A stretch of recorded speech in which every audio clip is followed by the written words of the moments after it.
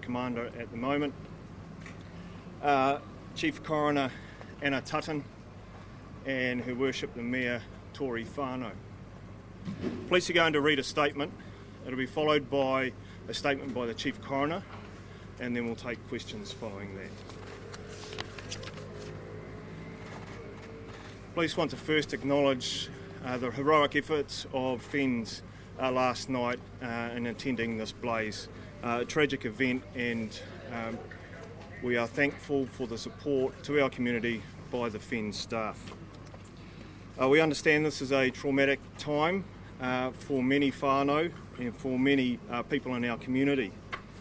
We are working tirelessly alongside our partners, alongside our other agencies to find the answers that we need. This requires an extensive scene examination, and as you can see, the building is large and the damage is extensive. It will be slow, it will be methodical, and it will be detailed to ensure that we find the answers we need.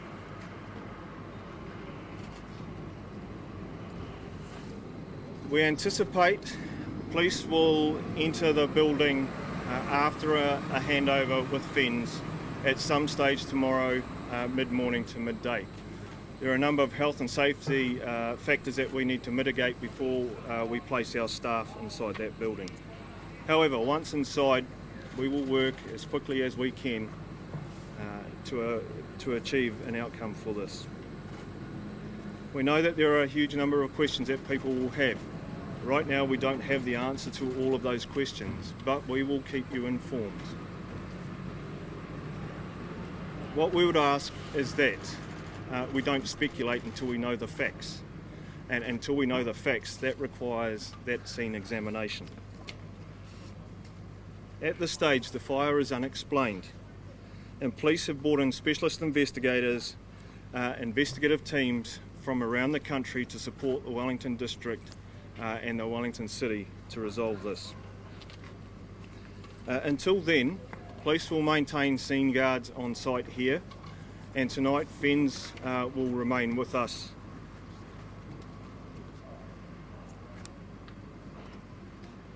While we reiterate that we have yet to fully reconcile a list of all of those people who were here last night, who should be here or who were here as visitors, we will not speculate about the number of people who were here and where they have subsequently gone.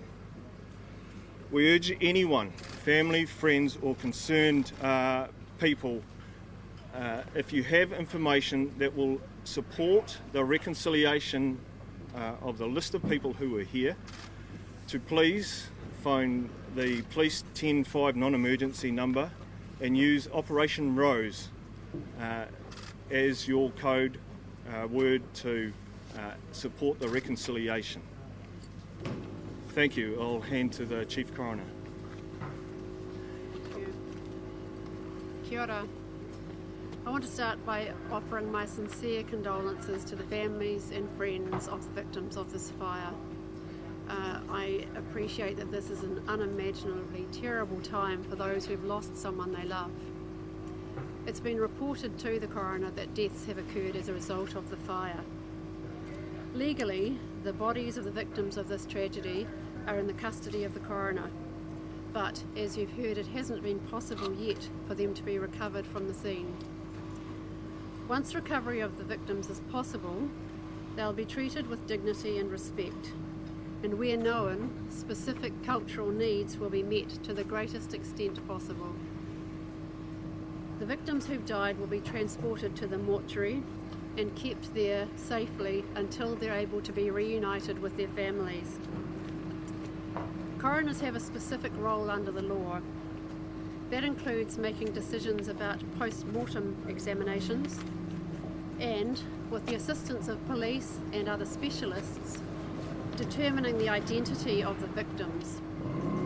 In a case like this, identification can be a painstaking, slow, complex process, especially when people are severely injured. That process takes time. We know that families will be desperate to have their loved ones back with them. We understand that. But we have to get it right. We work very closely with police to make sure that we do. The last thing we want is to have a family further traumatised by having someone other than the person they love returned to them, as we know has happened numerous times in relation to similar tragedies overseas. We can't say how long the identification process will take, but I give my absolute assurance that we will work very carefully, methodically, thoroughly, and as quickly as we can to reunite families. The police family liaison officers will keep families informed as we proceed. Again, I want to reassure the whānau and friends of the victims who've died in the tragedy that the people you love will be treated with kindness and respect and will be cared for as we work through the necessary processes. My condolences to all of the whānau and friends. Thank you. Questions? Do you have a confirmed number of fatalities at this point? No, we don't have a confirmed number of fatalities at this point, and the purpose of the extensive scene examination that's required will help us determine that number. Earlier today it was thought that it was 10 people or fewer that may have lost their lives. Is that still accurate? That's still accurate, however, our information is reliant on that provided by FENZ, and they may have an answer for you there. Earlier today, the Prime Minister said there were 6 facilities. Is that still the case? FENZ may be able to answer that for you. Yeah, at this stage, Would you mind coming up? at this stage we have 6 people inside.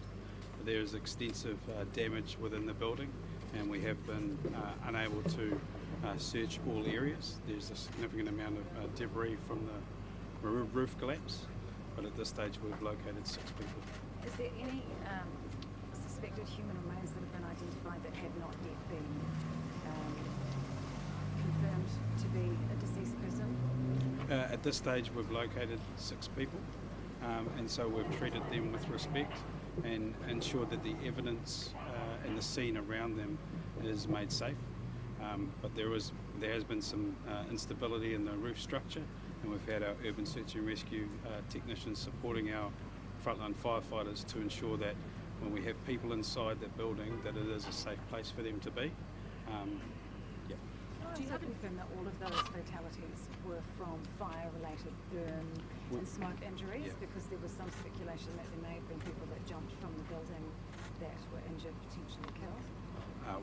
We won't know how those people perished at this stage until we work with police and our fire investigators to determine that with the coroner. Is the fire being treated as suspicious? Sorry? Is the fire being treated as suspicious? Yes.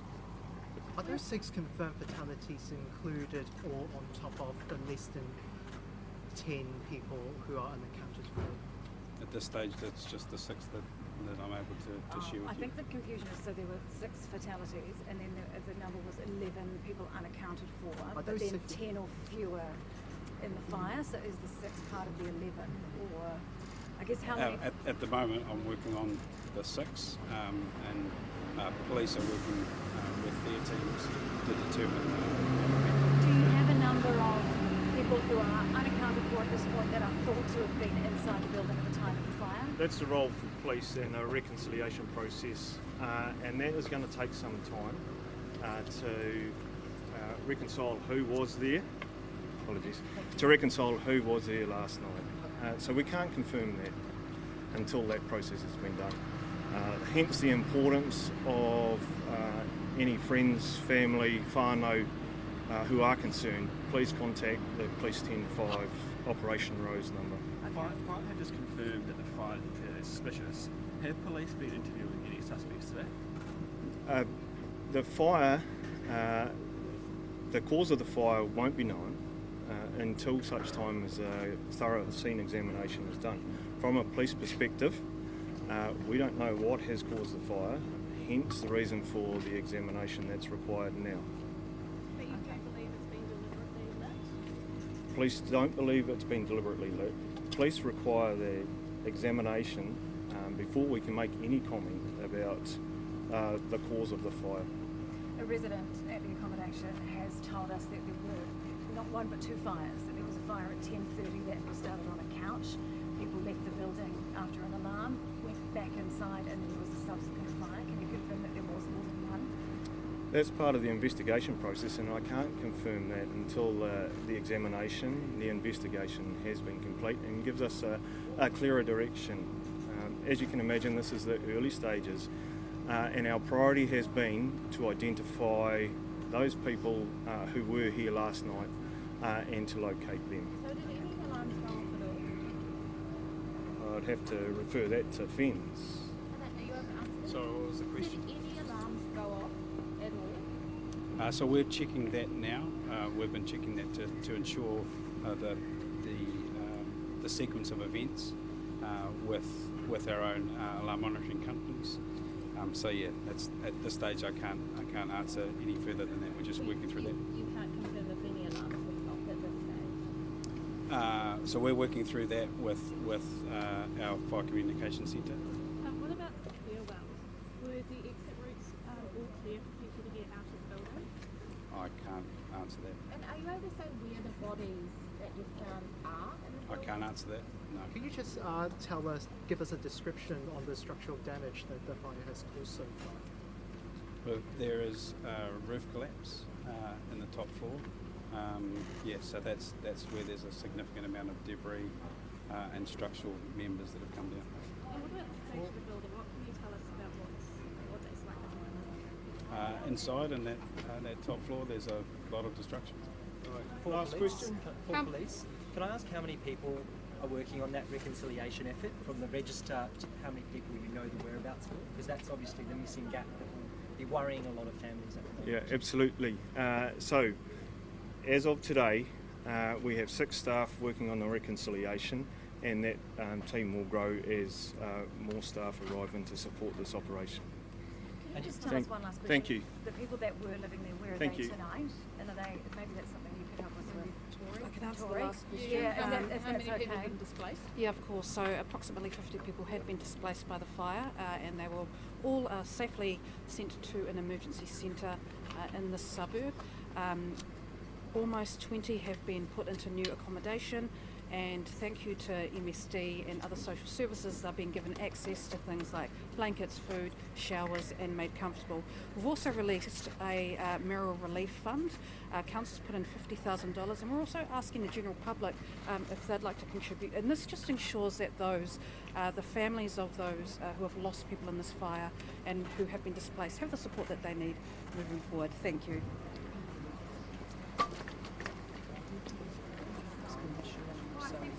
Coming. Do you have any more questions? Restricted to the media team, as usual.